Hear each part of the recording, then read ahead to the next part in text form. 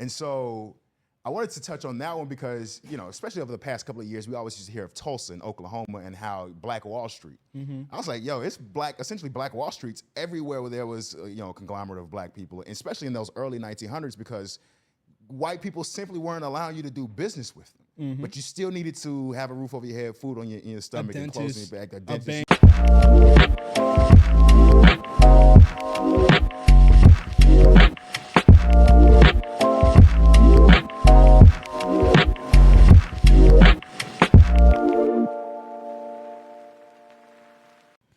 Welcome to another episode of the Cover2Cover Podcast. I am your host, Jaron Bingham.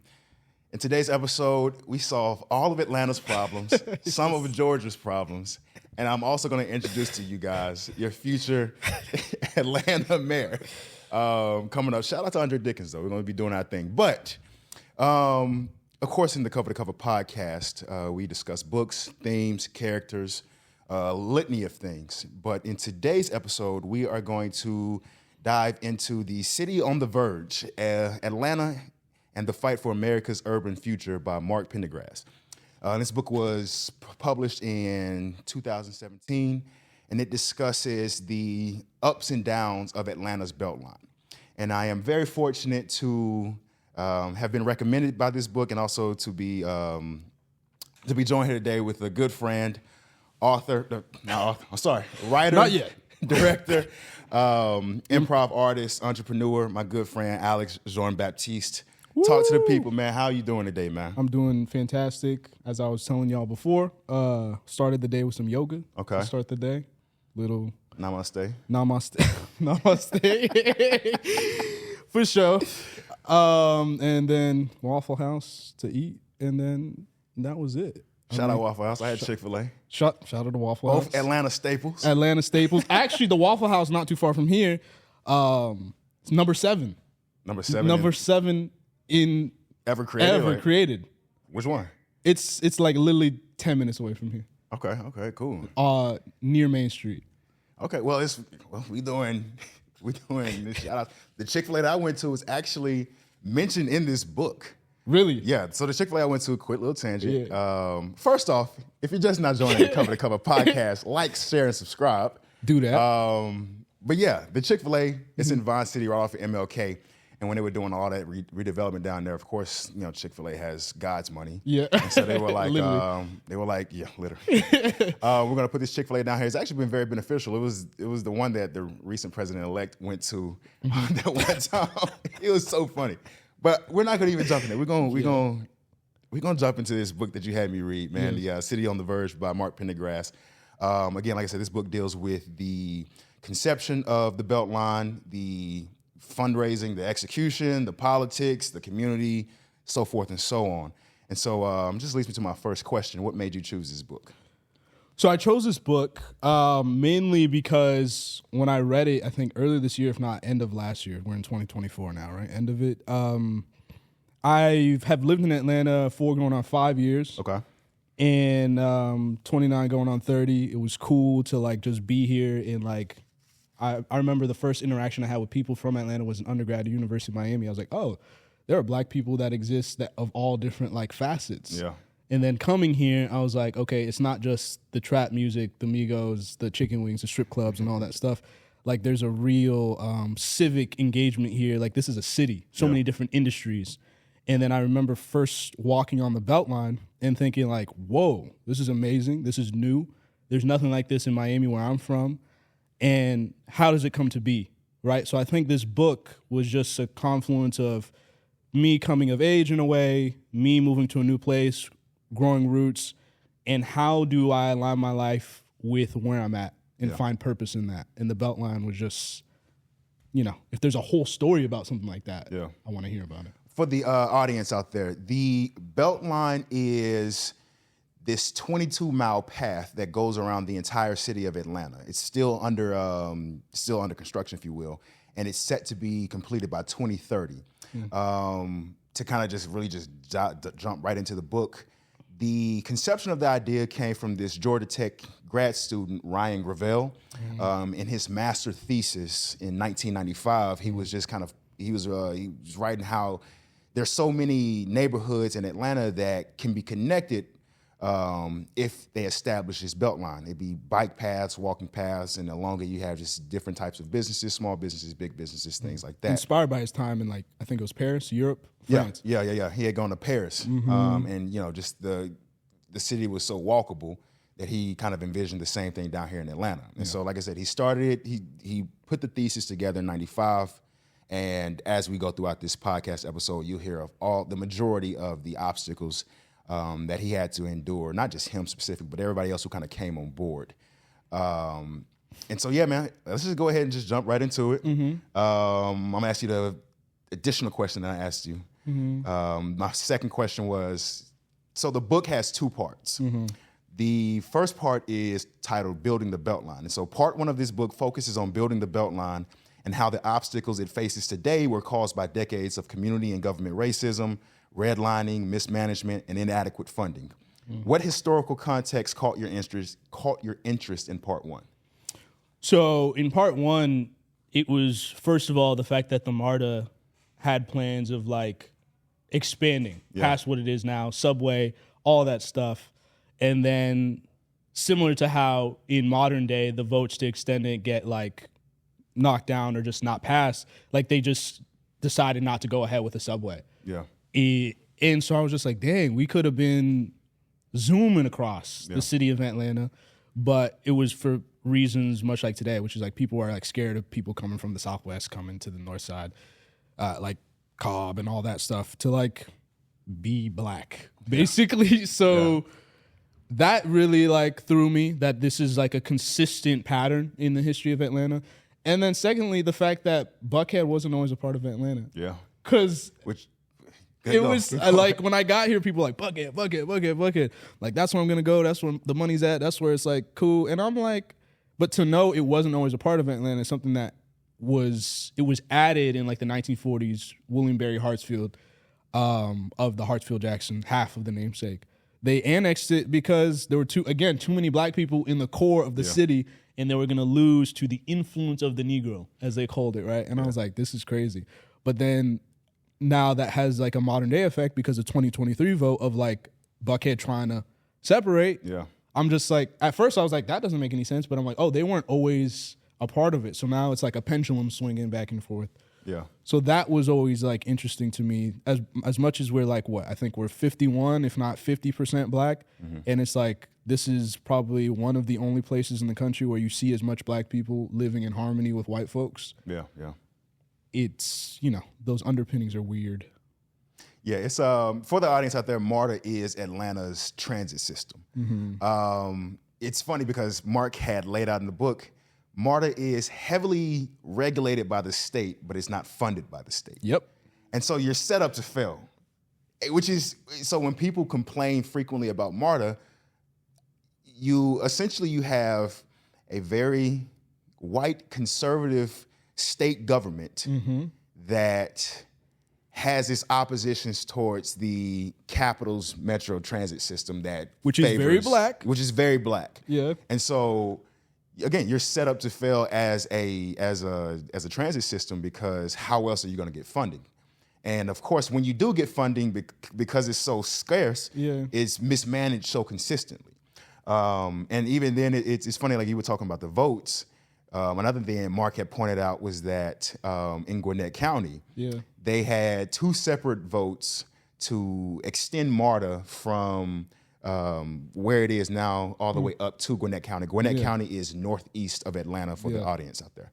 If for the audience who's listening, just pull up a map. Pull up a map, bro. of Atlanta. I'm going to be name dropping a lot of counties, a lot of neighborhoods. And I'm going to be referencing their geographical locations. I did that so many times reading this book. I was like, I need a map. Yeah, he dives into it. I'm fortunate enough, I moved here to Atlanta in 2012, which is another reason I connected to this book so seamlessly because a lot of the things that he was mentioning, especially when the execution of the Beltline started to happen, was in the early 2010s. So by the time I had moved here, I'm kind of figuring my 20s out, figuring life out, and all of these changes are happening around me in this city. And so when he was naming it, I was like, I do remember that happening, or I do remember this politician going against this this individual because of so forth and so on.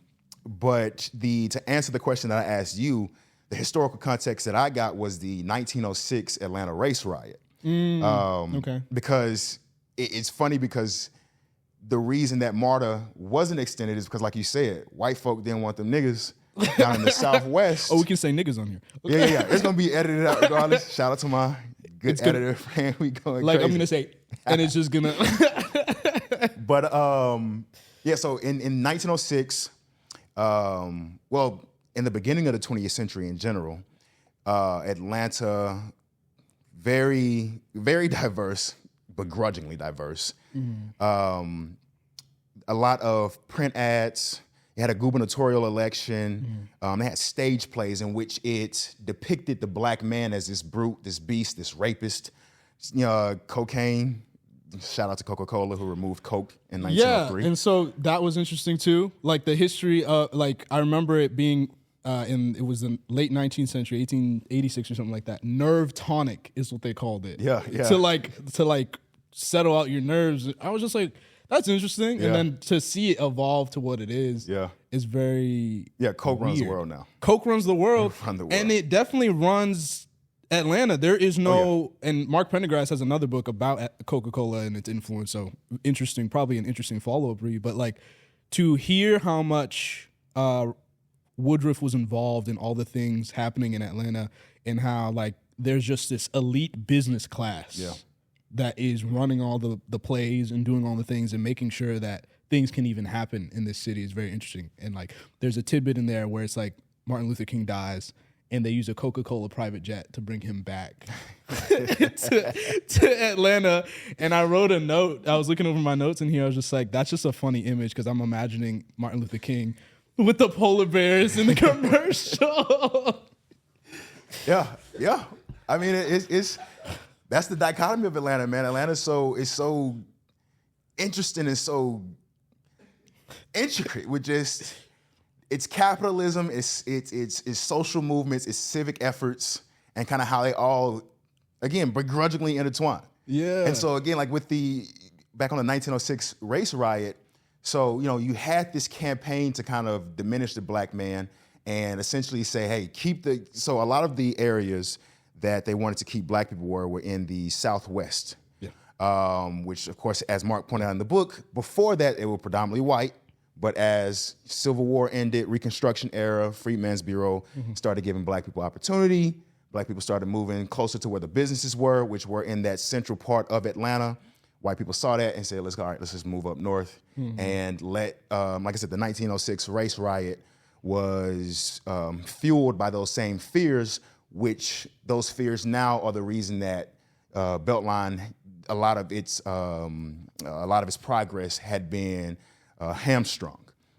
And so I found that interesting. I was just like, man, the more things change, the more they stay the same. And so I've always just found it fascinating because I am from Jackson, Mississippi. And there are a lot of parallels between Jackson, Mississippi and Atlanta, Georgia. Some of those parallels being currently predominantly black cities. Both of them were victims of white flight in the 1980s and 1990s. Atlanta's just far more fortunate to have more going on from a commerce standpoint than Jackson does.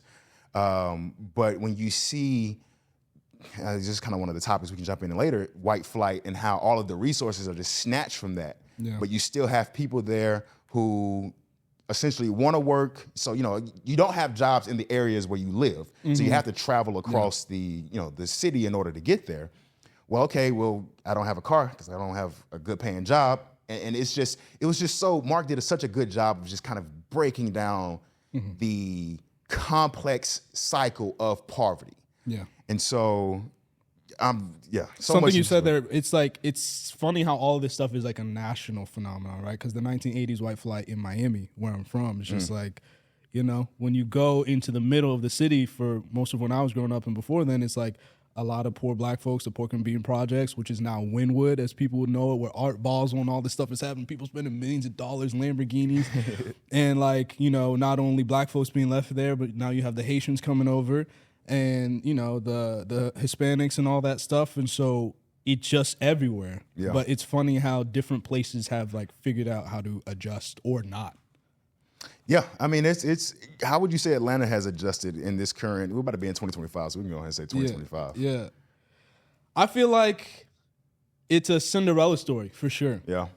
Of like what could have happened, because I feel like the black people here took ownership in a lot of different ways, and like the cultural renaissance that occurred here with, you know, in like the late 2000s and then even prior to that in the 90s and things like that, that is still paying dividends now. Yeah. It's like the Young Thug trial just ended, and it's like one of the biggest trials ever. And it's like, why is that the biggest trial? One too. Huh? It was the longest trial in Georgia, which is crazy. But it's like, that's such a cultural phenomenon that matters only because, and I only care because I was a kid from Miami in undergrad, and I heard Young Thug for the first time at a party from these kids from Atlanta, and I'm like, who is this guy? Like, who is this guy? And so, and now I'm here. Yeah. Because I'm like, that's where all that is happening, and that's where the opportunity is. I remember being a kid, and my dad would say, when you grow up, make sure, get out of Miami, go to Atlanta. That's where people that look like us thrive. And he was here in 1992. He used to sell hair and products and stuff like that. Like, so he was around during the timing of like the Olympics and all that stuff. So you got to see. So I think, I mean, just even the Olympics, right? Like, to get the Olympics, although there is like a, you know, let's talk on it. Yeah, a gutting. Let's talk on that happened. Yeah.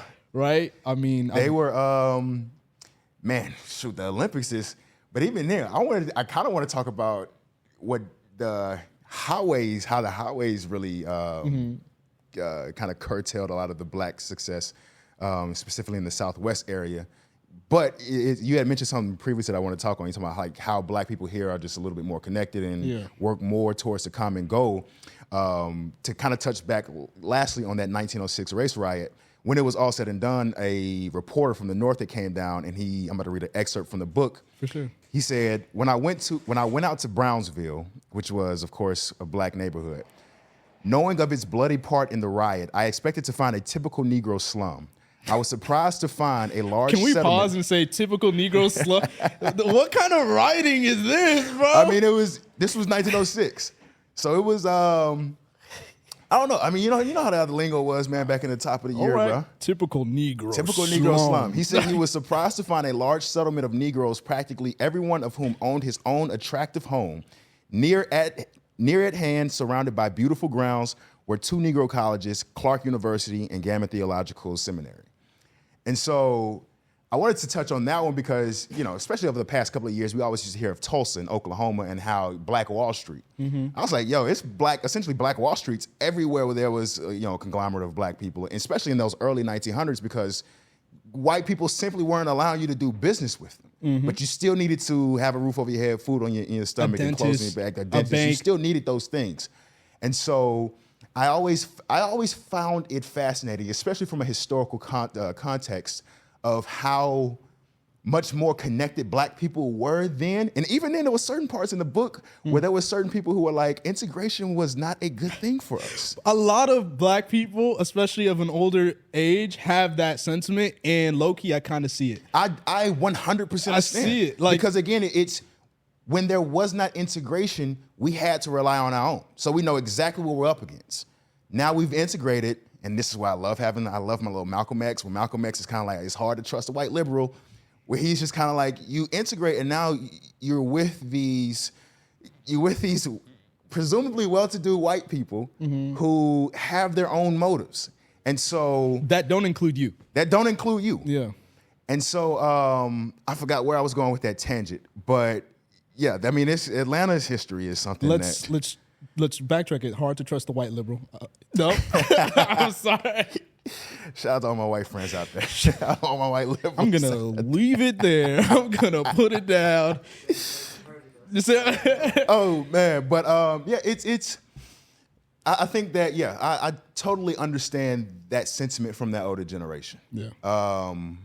Because, also something to add to that, because that stat that everybody keeps throwing around, which is like the black dollar only stays in the black economy for like, what, 15? I don't know what like 6 hours or something like that. Yeah, last I heard, less than that. But then all these other ethnic minorities, like they are consciously making sure that they have their own economies to like. Yeah. It just So integration is, I don't know. Integration is, I mean, our folks had to deal with segregation back in the day. I guess we're gonna have to kind of deal with integration. Mm-hmm. That's not a bad thing. I mean, Atlanta has done. I think that where we are currently, Atlanta has tried to right as many wrongs as it could, and it's still doing that.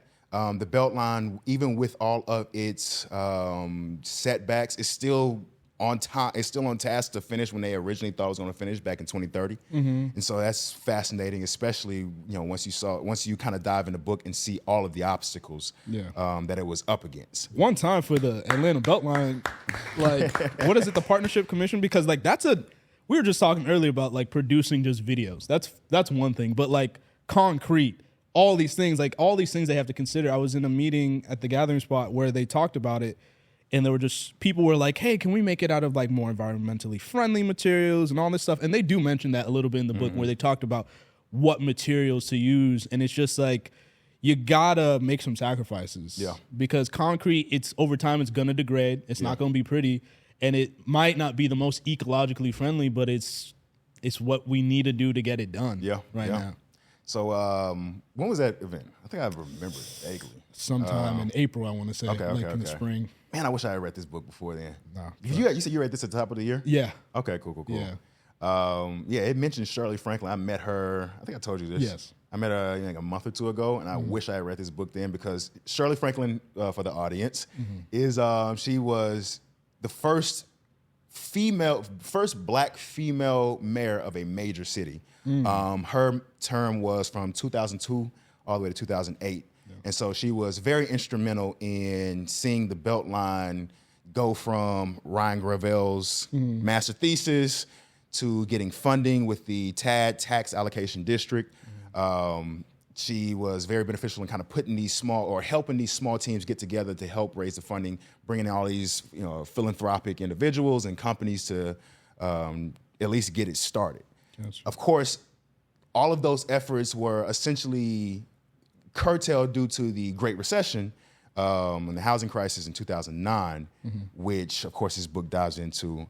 Though there's just so many talking points in this book. I don't even know how we're going to run a whole hour in it. And, like, that's an important thing as we go through this, as people consume this in whatever format, it's so important to just, like, really sit down with this book. Yeah. And I don't know. Take it one page at a time. I'm like, I was reviewing it again, knowing that we're going to do this, and I'm like, there's so many angles that you could slice this at. Too many. An economic perspective, a sociological perspective, a political perspective, and I think that's a testament to like Mark just doing the work. Yeah, I forgot how long he said it took him to write the book. Oh yeah. But his history is his background is journalism, so this is probably second nature to him. Yeah. Let's jump into the next question, bro, before we just spend a whole segment on Atlanta's racial issues. Yeah. So we're going to move to that second part of the book, right? The first one was building on the Beltline. The second part, Mark focused on neighbors, specifically diving into the neighborhoods of Atlanta. Yeah. And so part two of the book focuses on the neighborhoods of Atlanta, how they began and where they are now pertaining to the relations of the Beltline. How long have you lived in Atlanta? And what neighborhood or area of the city, north, south, east, or west, stood out to you the most when you were doing this read? So this is I'm about to walk into year 5 of living here in Atlanta. Came in here during the big pandemic.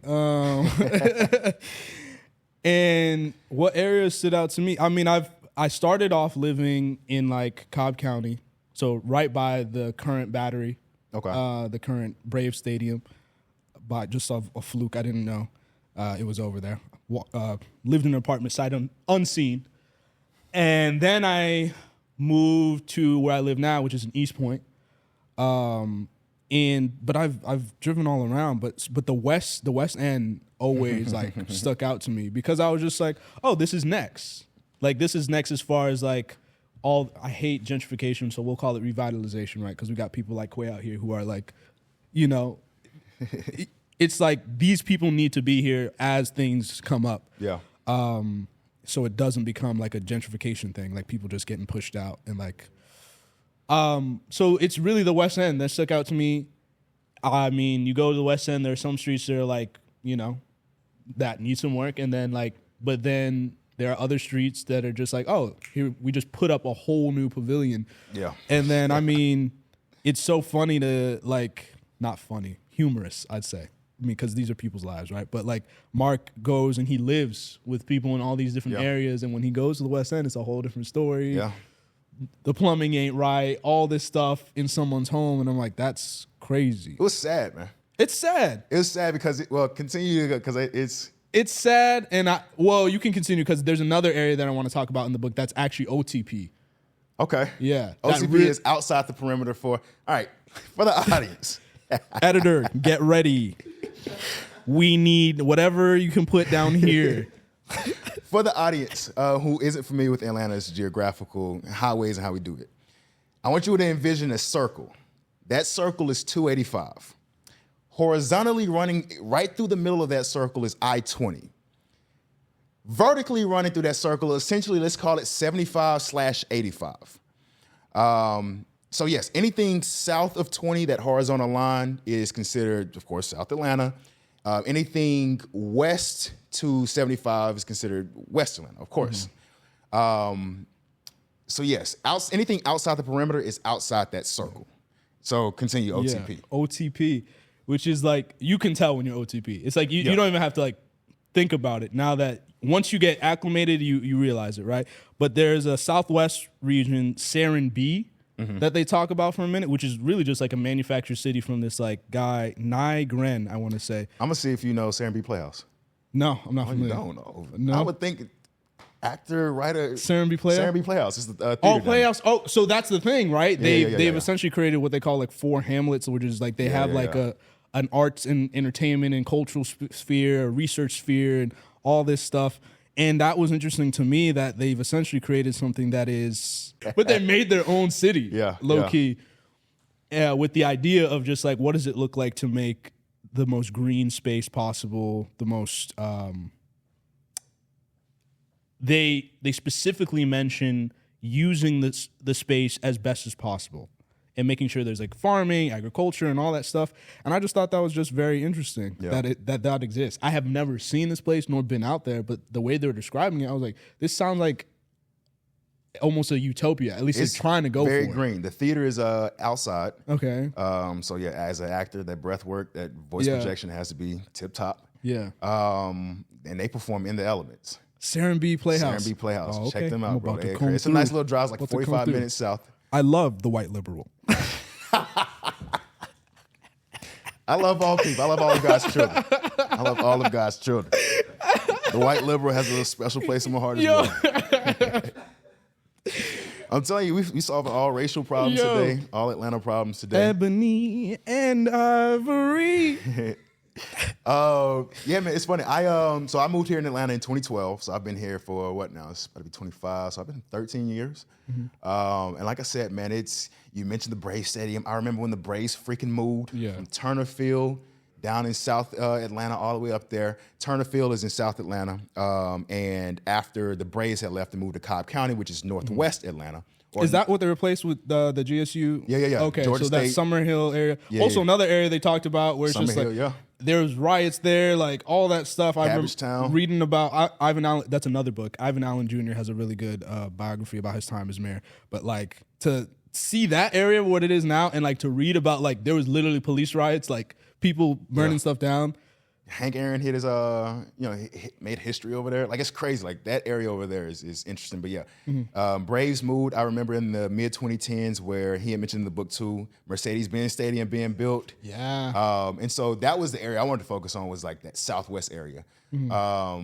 When I first moved here, I stayed OTP in the Smyrna area. I was there primarily for 5-6 years, Smyrna/Vinings area. Then I moved to the Northeast area, North Druid Hills. I was there for 2-3 years. And then the area that I want to talk about is, like I said, it's the Southwest area, specifically English Avenue, which he referenced, the Bluff. Yeah. And Mosley Park, which I'll talk about in a second. Yeah. I moved into an apartment in English Avenue, top of 2020. Oh, okay. And of course, this was after all of the debauchery that happened there. Trust me, there's still drugs going on there. There's still prostitution going on still there. It's dealing. Still healing. Yes, it's still healing going on. I said dealing, but healing. Dealing. Yeah. Yes, healing. Okay, cool. Healing, sure. Dealing and healing. I was actually walking. One and the same, brother. I was walking on English Avenue from the Beltline because you can get there from the gathering spot. It's like so crazy how all these things. I went on a walk and I'm just walking. I'm like, after reading the book, I'm like, oh, so this is here. And it's middle of the day, and I can see how like they're just building these brand new apartments. And I was just walking in the neighborhood, passed by a dude, Asian dude, like cleaning out his car. And then I go to like a little park where they have like it's either Jackson. I'm forgetting his first name, the mayor. Or Maynard Jackson or Andrew? Yeah, Maynard Jackson on like, oh, hey, kids, it's Maynard Jackson. And like giving the history. And then I walk back. You can still, it's kind of rough, but they're gentrifying. And I walk back. And this Asian dude is just like, you just walking over here? I was like, yeah, I'm just walking. And I was like, what's the story about you like living here? He's like, yeah, I mean, I bought it. It was really rough over here for a minute. I've gotten broken into a couple times.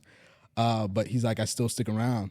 And it's like, he told me, he put me on game. Like, people are building these large houses, and that's how you get the increase of property taxes in places like that. But he kept his house, like, he just renovated it, kept it the same square footage. Yeah. But he's like, I'm living with what this is. He's like, I've lived in, I can't remember if it's Vietnam or Thailand in some, like, rough spots. And he was just like, this ain't nothing. Yeah.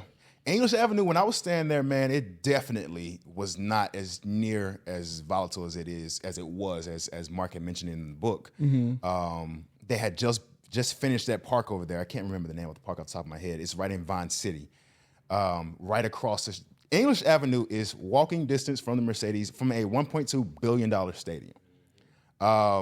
And literally, I think it's maybe like 40% poverty in that neighborhood. And so it's just such the tale of two cities. They about to fix that. Oh yeah, they're definitely about to fix that. World Cup coming 2026. Like them, yeah.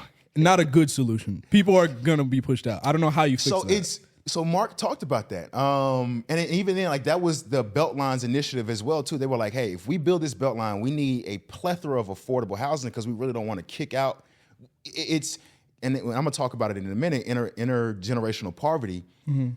You know, people who have lived here for so long and have like developed and built and cultivated their roots here to pop up these houses left and right in front of them, devalue them, kick them out of the foreclose them on their house, and shove them down. That's why I really appreciated Ryan Gravel's point to be made in terms of let's keep the city connected. Let's find solutions to helping the poor.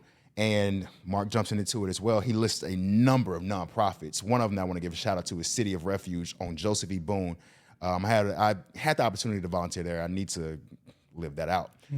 Joseph E. City of Refuge, quick tangent, they feed the poor, feed the homeless. They educate from K to 12, volunteering opportunities, skills developments, help with GED programs. Like, they're about their business, and they are smack dab in the middle of the hood. You're not walking around there at night. Like, that's just how dangerous it is. But it was started by a white guy. I can't remember his name off the top of my head. But I've always had an appreciation for people who kind of like put themselves in the thick of it in order to kind of see it develop from there. And Mark, like you said, when he was staying with these different individuals, he was staying with people with white people. Some of them were white people who had moved into these neighborhoods. And some of these white people with kids. Some of them had named, we've had our house broken into a couple times, but we're here because, we are dedicated to our cause. But yeah, so I stayed at English Avenue from 2020 to 2023. I never had any problems there. Now, granted, I'm a very large black man. Yeah. And so, you ain't gonna run up on me. But not without some help. But in general, I know that I stayed in a 9-unit apartment building. I got that joint for cheap, boy. Okay. I know that joint. I know them prices. Oh, you don't want to say the number? It was in 2020. It was $800 for a 2-bedroom. It was $800 for a 2-bedroom, and literally, whenever like cousins or somebody wanted to go to an event in the Benz Stadium, I'm like, bro, just pull up, park in my spot, and you can literally walk there, bro, and be there within 10 minutes of walking time. Like, that's just where it is. And in that 9-unit, it was probably me and maybe 2 other people who weren't Section 8. Wow.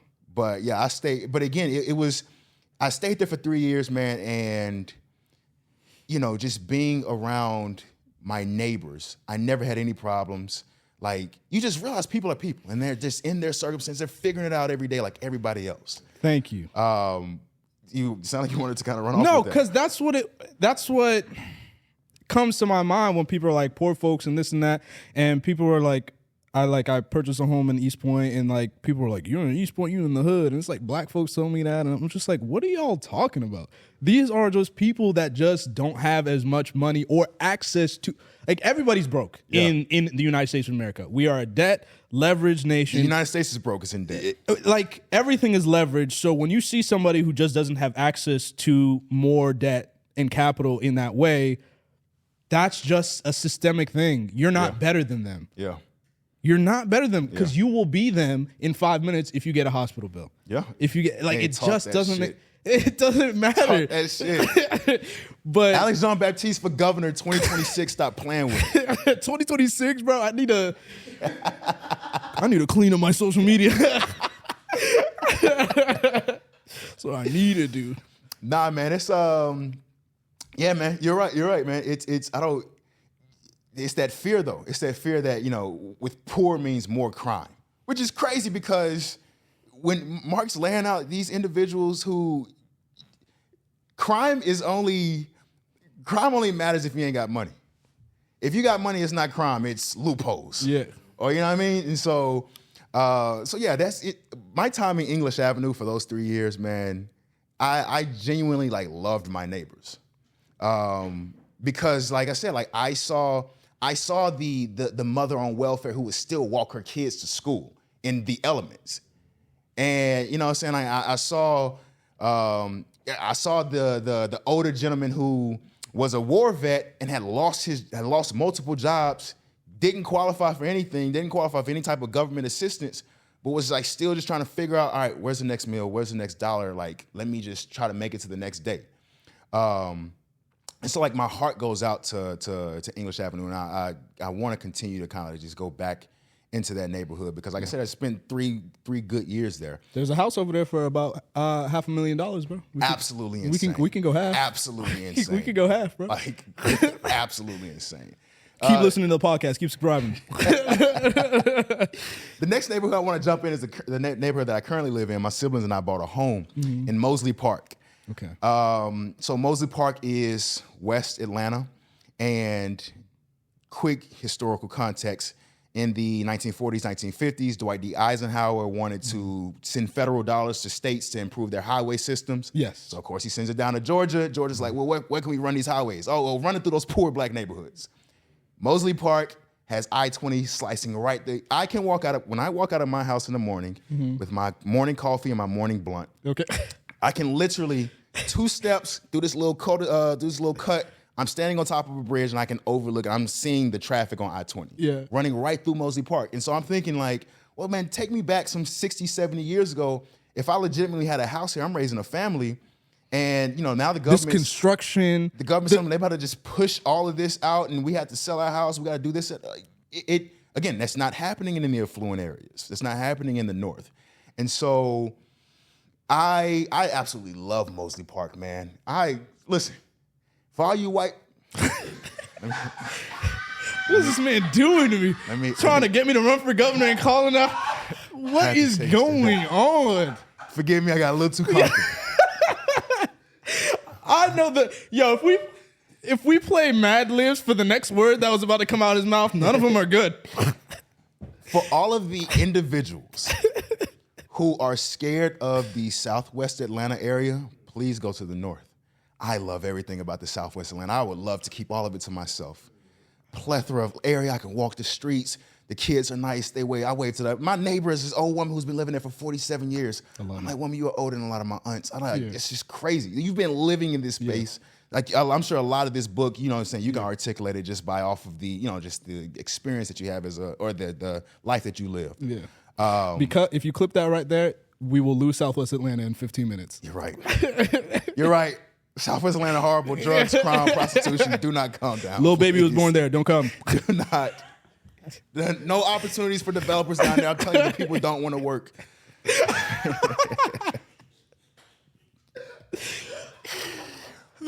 Can I be your lieutenant governor, bro, when you run? Yo, I guess. We going crazy, bro. The people don't want to work. 2026. Jaron Bingham.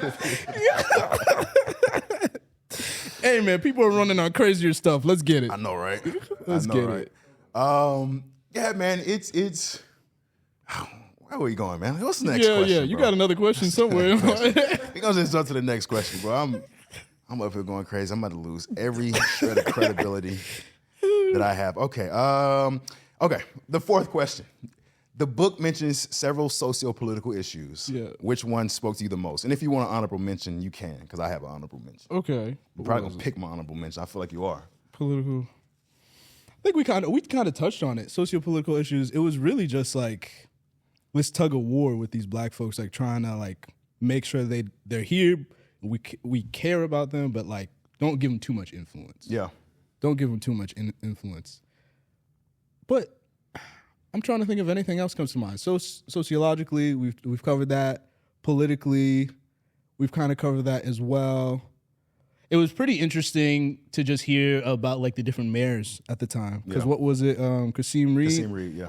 And like him doing that vanity project. I mean, let me not. Buddy's mad powerful. Kasim Reed, I have no smoke. I have no smoke. I met that dude one time. I was like, oh, okay, this is why. Okay. Buddy is walking around, and I'm not a mayor. I've never been a mayor, so I cannot speak to that and the politics and how hard it is. But like, what is that little tram that goes downtown? I know y'all have seen that. You're talking about the yeah, the little streetcar train. joint. Yeah, the streetcar. they're joint. still, but like they're still trying to entertain that. Yeah, and I'm just continue. I'm sorry. And so that whole thing that he was involved with and everything like that, as they talk about, because the Beltline, you know, the grand vision is like not only does it connect us, but like they're trying to do transportation and they're like testing different things like that out. I mean, should the Beltline have transportation along it as well?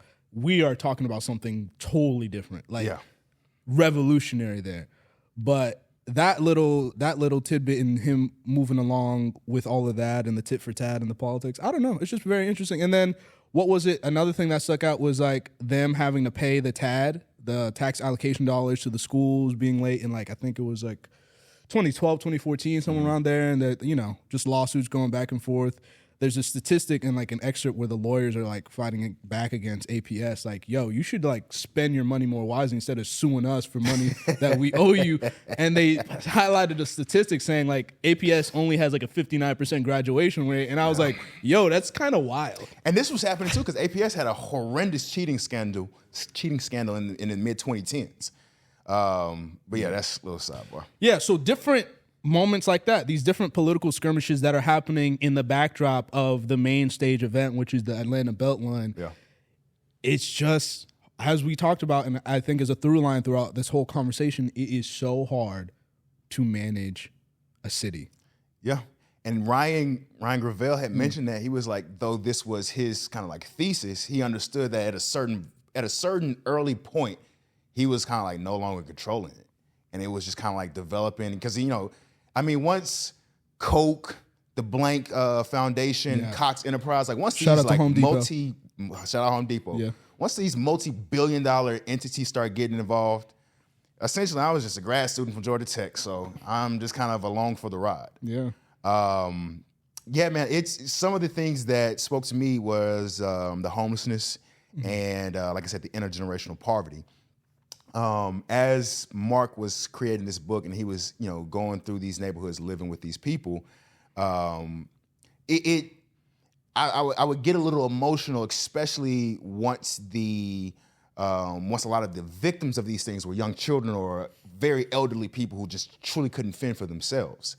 And so I think that specifically more so with the intergenerational poverty, which is, for context, that is when at least two or more generations of a family are operating in poverty.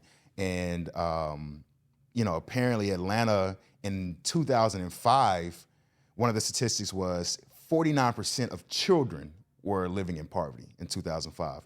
Now in 2020, it's dropped down to 29%, which is still higher than state and national average. That's like across race, that statistic? That was black children. Okay, got it. Yeah. So That was just crazy though. And so in 2005, essentially, if you lined up 10 children, 5 of them were poor. T.I. was rapping. T.I. was, like, bro, you might get us in trouble. Like, that's just a fact. T.I. was rapping. I didn't say anything about T.I. Yeah. I kind of want to say something. It's not going to get us in trouble. Hey, man. But I was going to continue, and I was like, done. That's it. But you were talking about vanity projects with America Seem Read. Yeah. One of the things that they had mentioned in here was Tyler Perry's studios, Fort McPherson, down here in Southwest Atlanta. Yeah. Unclench your jaw. Huh? Unclench your jaw.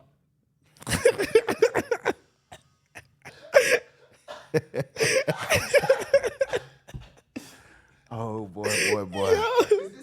Yeah. So on today's last episode of the Cover2Cover, Glad my job here is done.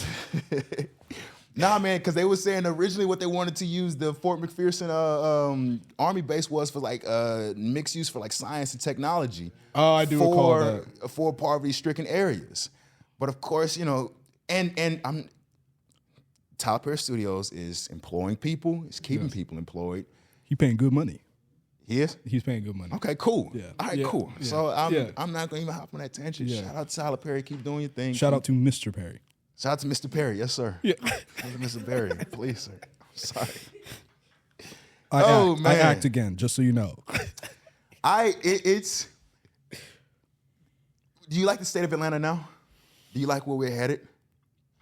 I like where we're at now. I like there's a passage in the beginning of the book where in 1907, Pendergrast doesn't like cite the novel, but a novel two characters are talking about like how, someone asks, "Are you from Atlanta?"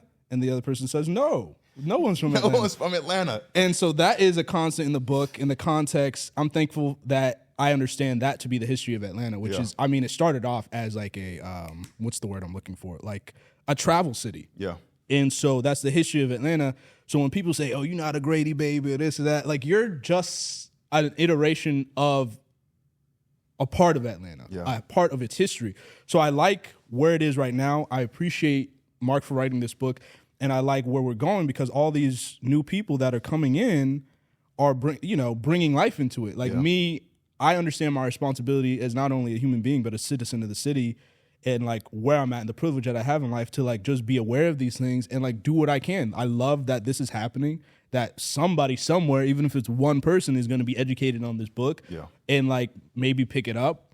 And this book is important because I feel like it's a manual for where we're going. Yeah. There's a statistic at the beginning of the book, and I don't recall when he started writing the book, but he talks about how in the next decade, and this is the book being published in 2027, so we're almost towards the end of that, that thesis, that 90% of the population growth in the United States is going to happen in these Sun Belt cities like Phoenix, Los Angeles, Miami, Atlanta. I mean, we've seen it like post-pandemic, right? Miami, where I'm from, like people move left and right and all that stuff. So I like where we're going, but things like the Beltline, things like making sure potentially we can extend MARTA are important.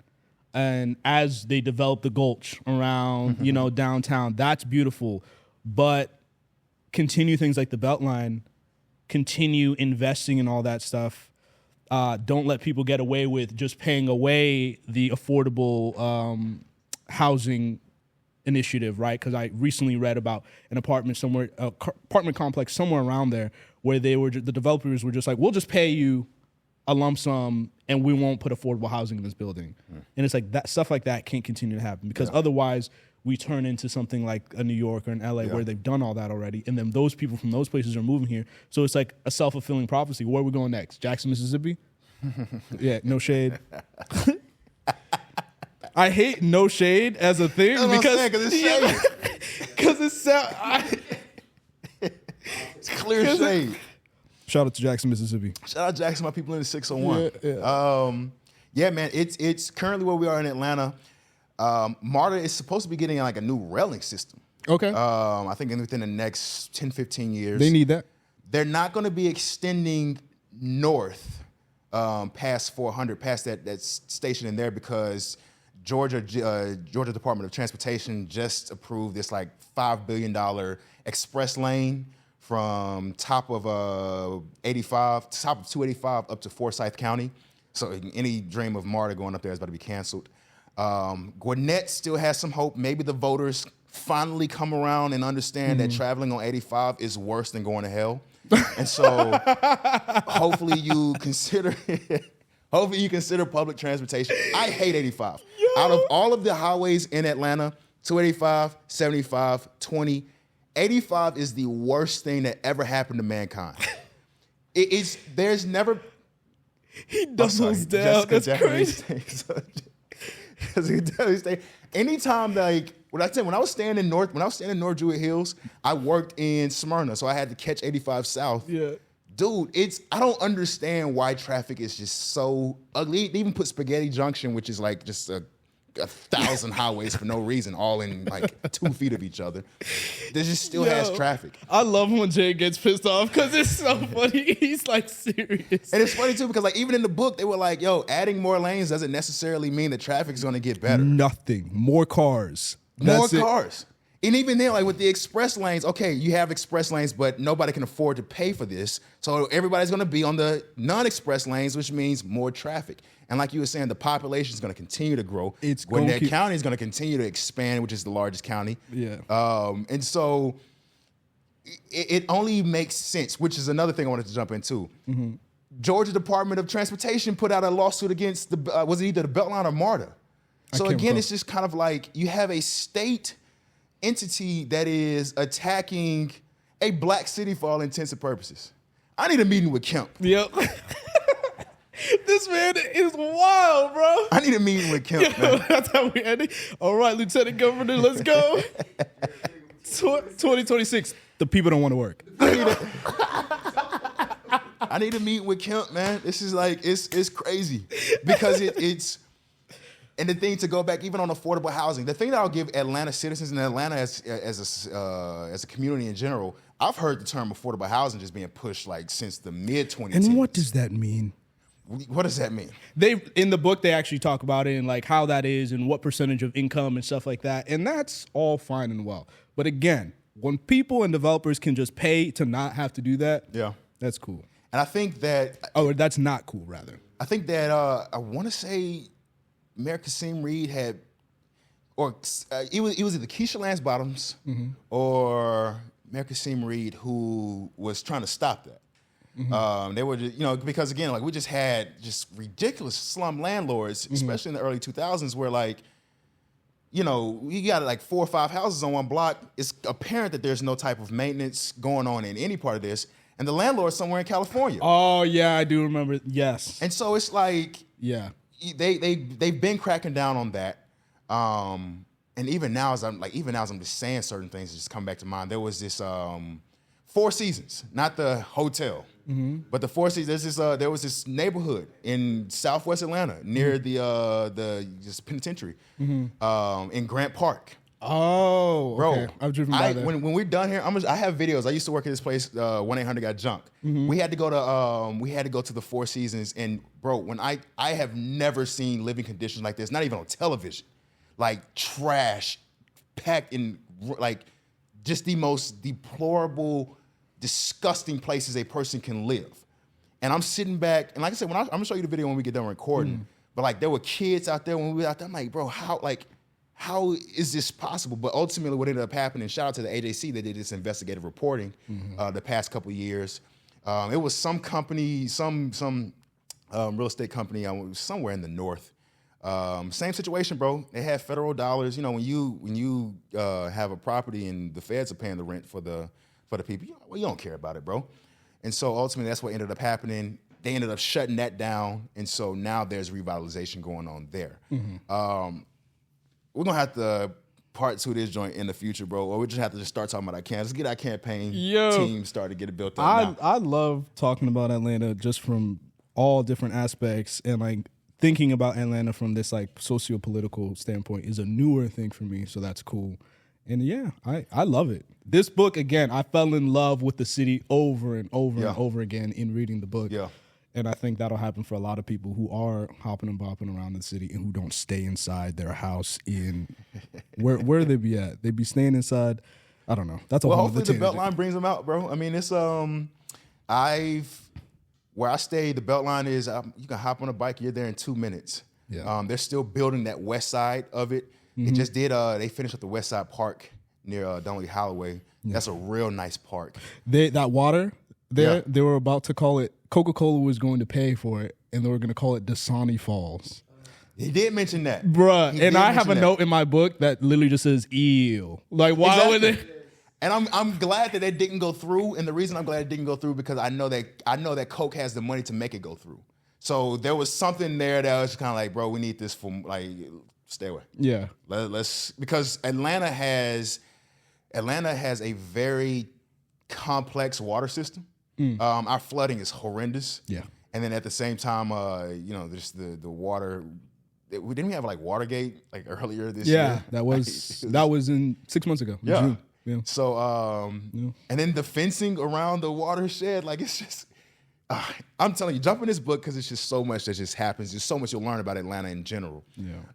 And there's so much to look forward to, even though the book was published in 2017. Let's get to these last couple of questions, bro. The last one I wanted to hit you, or the second to last one, what was your favorite epigraph from the book? I think I've talked about them here. Yeah, because I talked about the beginning of the book where they talk about the population growth happening in the next decade, which is upon us, right? And then, honestly, the Dasani Falls, we just talked about that. But then, if there's anything, I guess reading it verbatim, when Martin Luther King was in that jet from Coca-Cola. I'll read mine while you find yours. Yeah, go mine ahead. was at the top of chapter 11. John Budden, in his book, The Myth of Gentrification in 2015, he says, "It's time to retire the term gentrification altogether.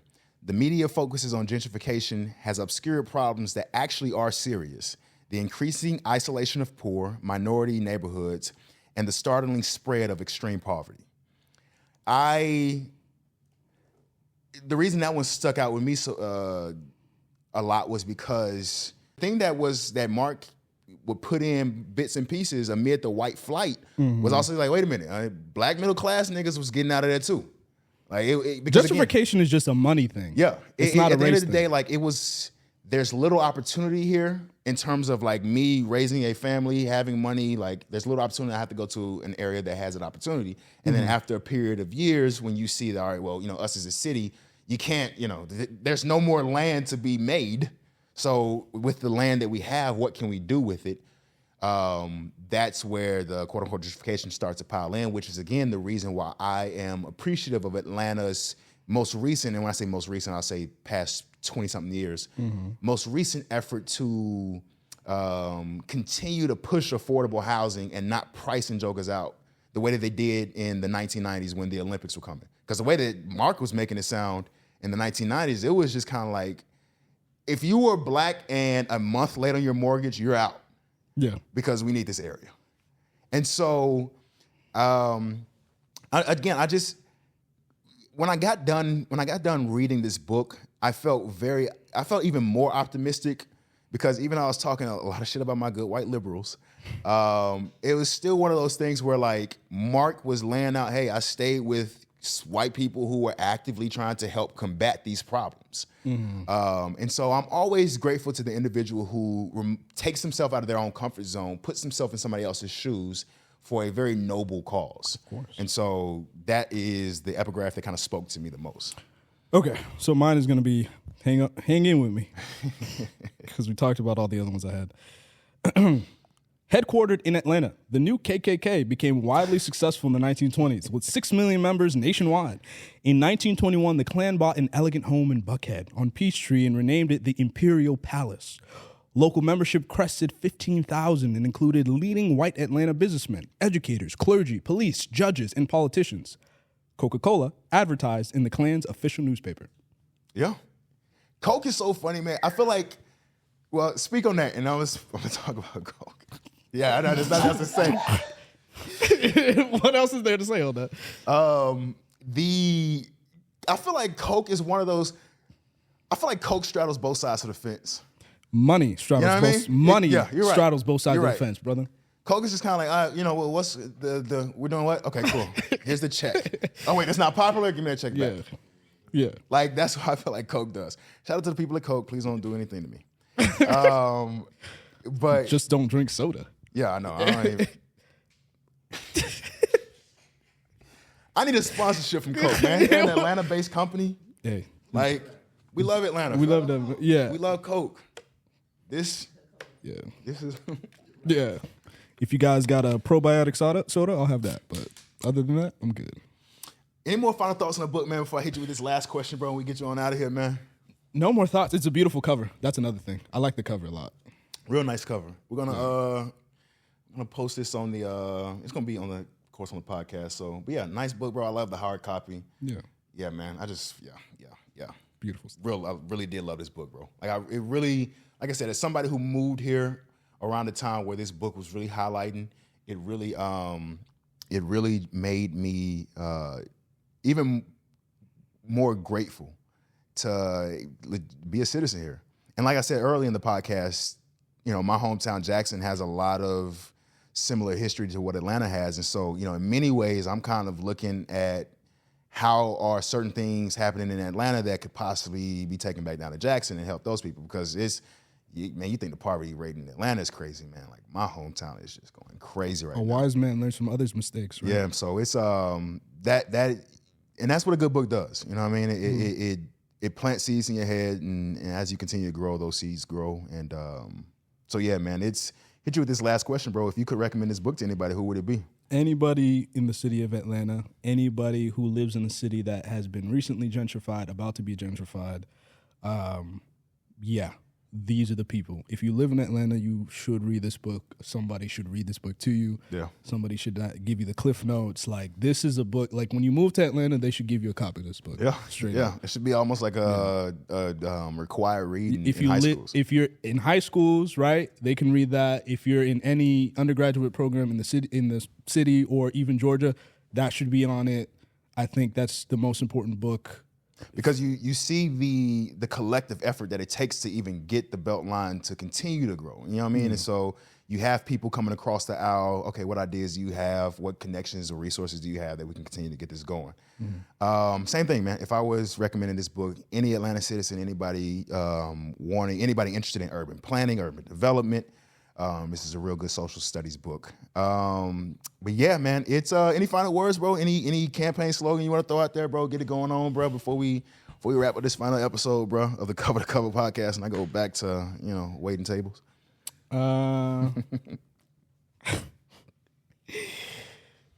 Shout out to Coca-Cola.